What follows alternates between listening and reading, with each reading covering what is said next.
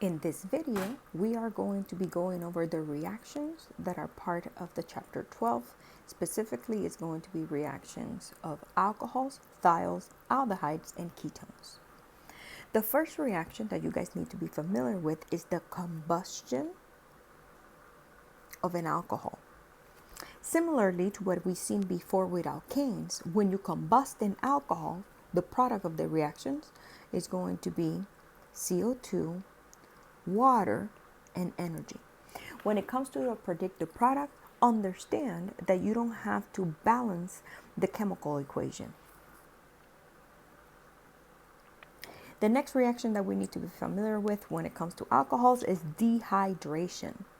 In a dehydration, what we're going to have is an alcohol be reacting with H+, and this is going to be a source of acid. And we are going to be heating. Remember that heat can also be expressed with the symbol delta, which is that triangle. So in a dehydration reaction, what we're going to do is the carbon that is holding the OH and the carbon next door are going to each lose hydrogen and hydroxide, and that is going to form the water molecule. So I'm going to highlight these atoms. So this OH and this H are going to be mixed to form this water molecule. In its place, those carbons are going to now be double bonded to one another. So a dehydration reaction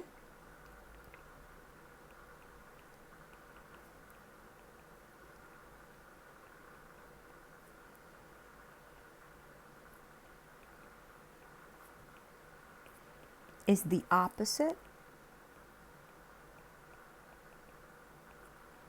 of hydration.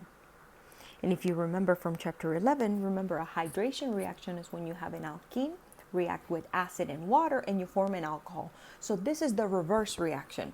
We start from the alcohol, we're going to react it with acid and heat, and we're going to form an alkene. To explain how the dehydration reaction more in detail, we're going to do some examples from the worksheet.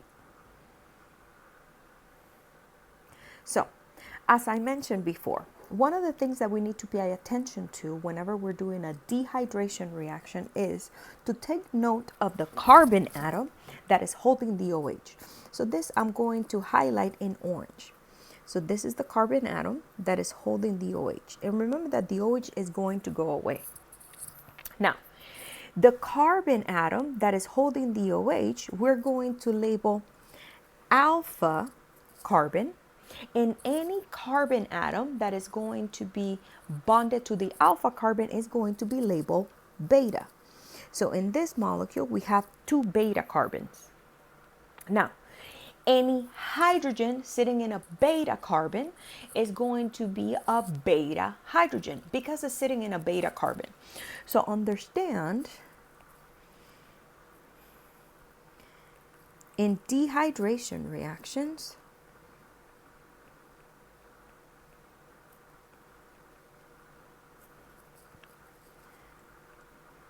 the OH group at carbon alpha will combine with 1 hydrogen at carbon beta to form water. Once those 2 groups leave to form water, understand that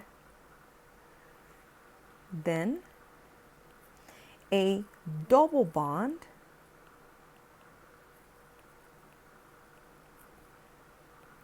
will be written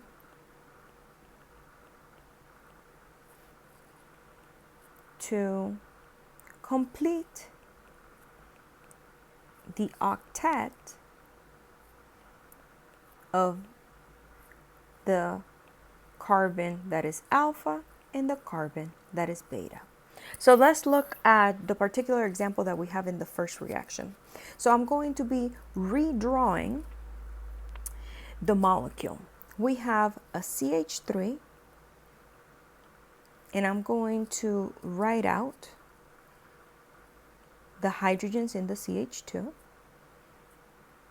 We have a CH, we have an OH bonded to the CH, we have a CH2 bonded to a CH3. Now, if we look at this particular alcohol, remember, when we have dehydration happening, this group is going to leave, and if I relabel my alpha and beta carbons, this is alpha, this is beta, this is beta. So you will be losing, along with the hydroxyl group that is in the alpha carbon, a hydrogen in the beta. Okay? So understand that when we have in this system the loss of, if I label them beta 1 and beta 2, because we have two betas,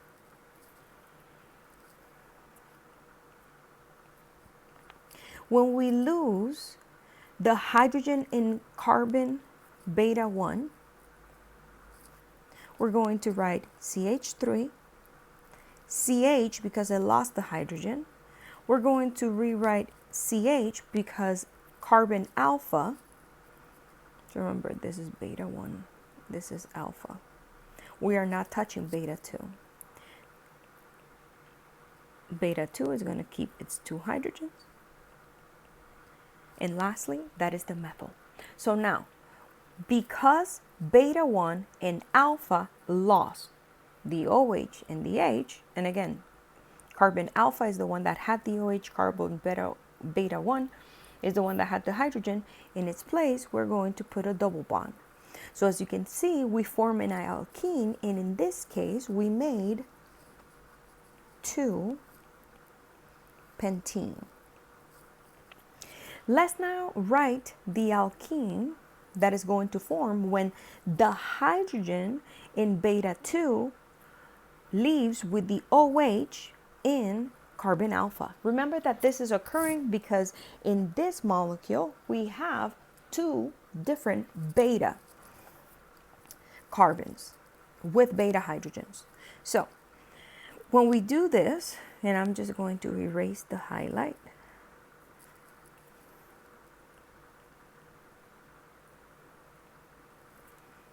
in the next dehydration, I'm going to have the beta 2 hydrogen leave with the OH. So I'm just going to rewrite the molecule.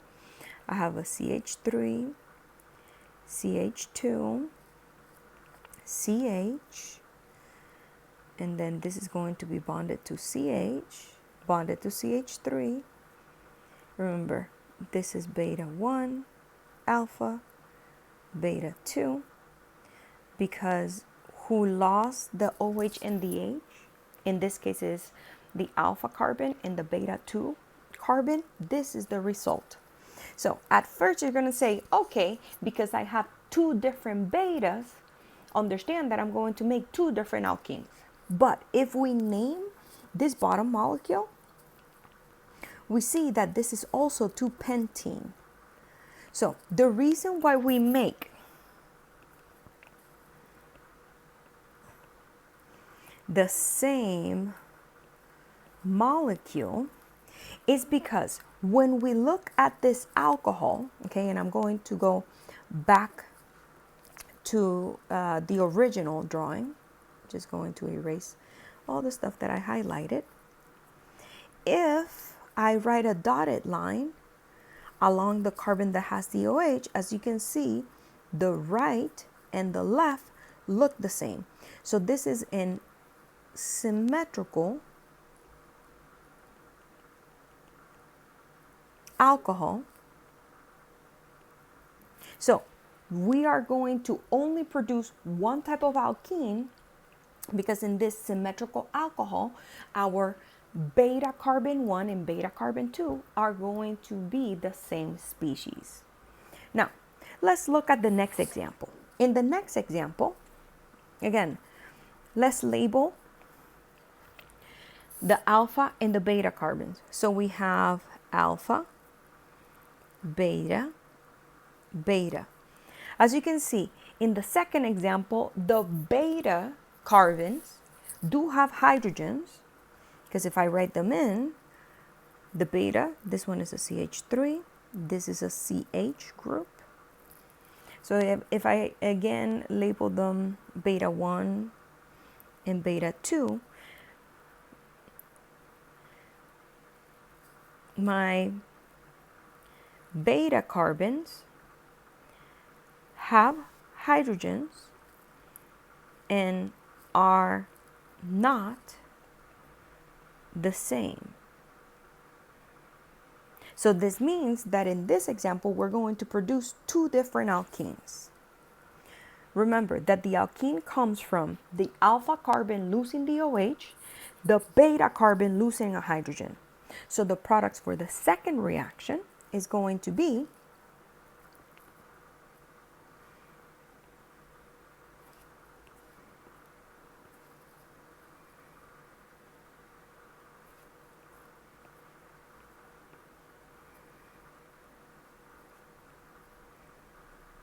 the following structures.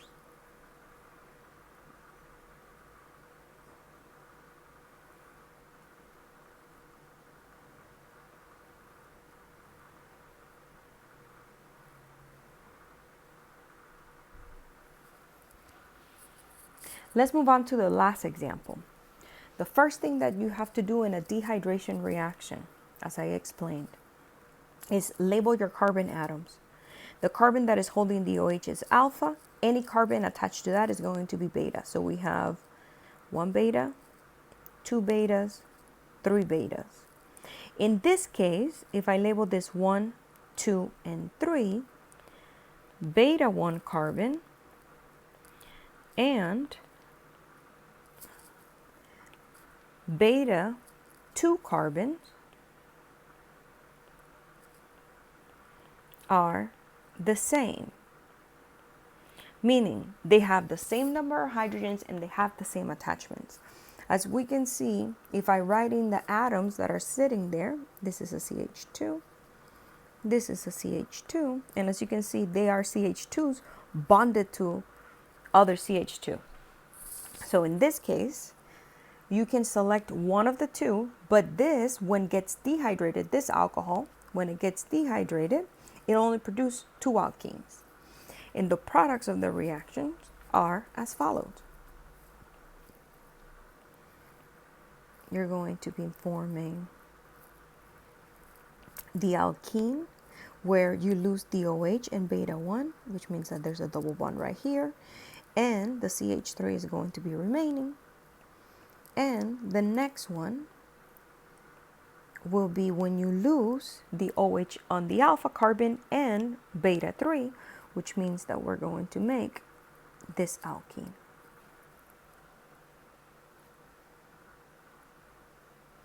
The next thing that we're going to discuss in terms of reactions is going to be oxidation and reduction reactions.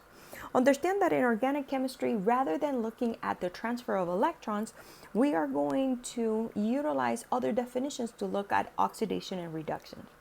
Previously, we learned that oxidation refers to the loss of electrons, while reduction means the acceptance of electrons. Okay?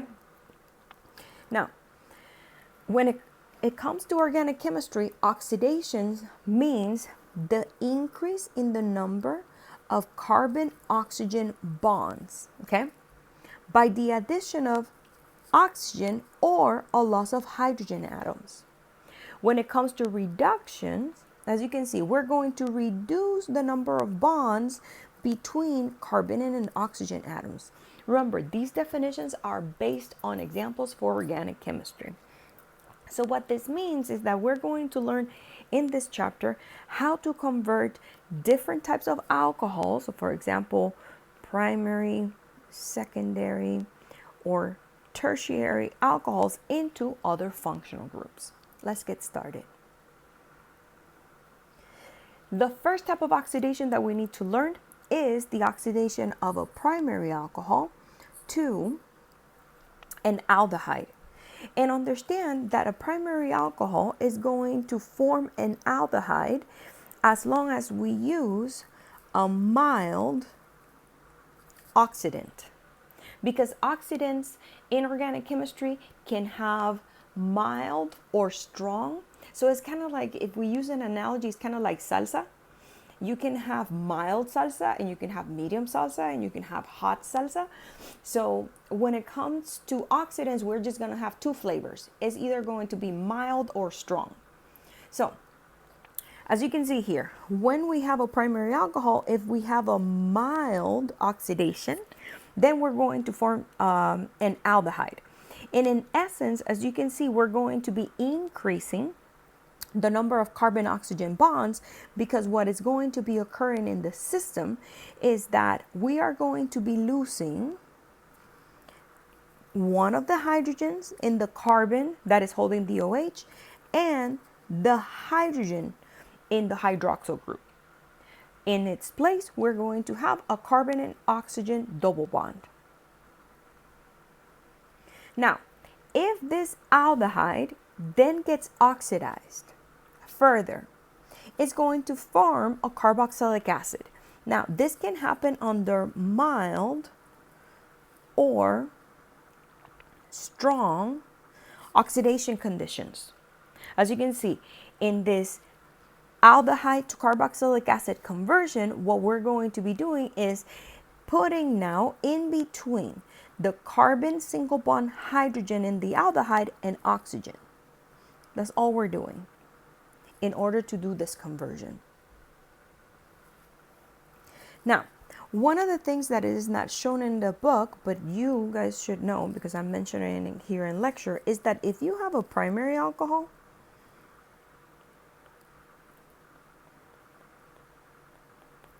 and you reacted directly with a strong oxidant, it goes directly to the carboxylic acid.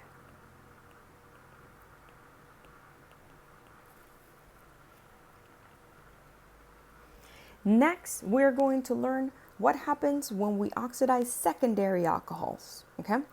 When it comes to secondary alcohols, it doesn't matter if we utilize a mild or strong oxidant, we are always going to be forming a ketone. In essence, we're going to be losing the hydrogen that is sitting on the carbon that is holding the OH and the hydrogen in the hydroxyl group. In its place, we're going to be having a double bond between carbon and oxygen. Now, when it comes to tertiary alcohols, as you can see, the carbon that is holding the OH does not have a hydrogen. So tertiary alcohols cannot oxidize. So when you have a problem in which you have a tertiary alcohol, to start with, the product you're going to be writing specifically no product or no reaction, because nothing is going to be happening to it, since tertiary alcohols cannot be oxidized. Understand that out of the functional groups that we're discussing in chapter 12, thiols can also be oxidized. And when it comes to the oxidation of alcohols, understand that we are going to be creating a very particular bond that is called a disulfide bond. This disulfide bond, as you can see, is a way in which we link two thiols. And what's going to happen at the end of the day is that the hydrogens are going to be combined with the oxidant to form water, and we're going to be linking the two thiols through the sulfurs. Now, understand that this is a very important reaction, and we are going to see these structures be formed once we get to biochemistry and we look at protein structure. To practice these reactions, I'm going to go through the examples, through some of the examples that we have on the worksheet. Okay? So, when it comes to oxidation, understand that you should first identify what do you have as a reactant and what kind of reagent you are reacting it with. So if we look at the first problem, when you look at that molecule, you have to tell yourself, okay, what is the functional group that Dr. Luz gave me? So here we have an aldehyde. Aldehydes, if I put them on mild oxidations or I react them with a mild oxidant, it's going to make me a carboxylic acid. And the carboxylic acid that forms, simply, you're going to have to one side the hydrogen and to the other side an oxygen bonded to hydrogen. And that will be the carboxylic acid that results from the oxidation of this aldehyde. If we look at the second problem, we have to first classify the alcohol. And here we have a primary alcohol. How do I know I have a primary alcohol? If I look at the carbon that is holding the OH, you can see that it's bonded to one more carbon. So that's why I know it's a primary alcohol. So understand that when primary alcohols are reacted with a strong oxidant, we're also going to be forming a carboxylic acid. But this carboxylic acid, as you can see, what's going to happen overall is that you're going to have a CH3 bonded to a CH2, and the carbon that is holding the OH is going to turn into a C double bond O single bond to OH. You must be careful counting the carbons in these problems, okay? Now, what happens when we have two alcohols in the molecule and both of them will react? Well, understand that, as I've mentioned before, molecules are not smart. They look at a functional group that they're going to react with and they're going to act on it. So, in the molecule that we have on the third problem, you have to realize that the alcohol that we have to your left is a secondary alcohol. The molecule that we have on the top, that is a primary alcohol. So the product of the reaction is going to be a single molecule in which the secondary alcohol will turn into a ketone and the primary alcohol will turn into an aldehyde. Because remember that we're reacting this compound under mild oxidation conditions. So the product of the third reaction is going to be the formation of the ketone, where we had the secondary alcohol, and the formation of an aldehyde, where we had the primary alcohol. The last reaction that we have here in the examples is going to be thiol oxidation. And you can recognize that both of these molecules, we have two thiols. So when we oxidize thiols, the easier way to view this is that you're going to draw the first thiol. Then you are not going to write the hydrogen. You're going to single bond that sulfur with the sulfur from the next one. So these molecules, let me just highlight them in a different color, are going to be linked to one another through the sulfurs. So you're going to link both sulfurs, and then that second thiol is bonded to a cyclohexyl group. So this will be the product of the oxidation of the two thiols that were shown in the problem. Understand that oxidation of thiols can happen under strong oxidation conditions or mild oxidation conditions.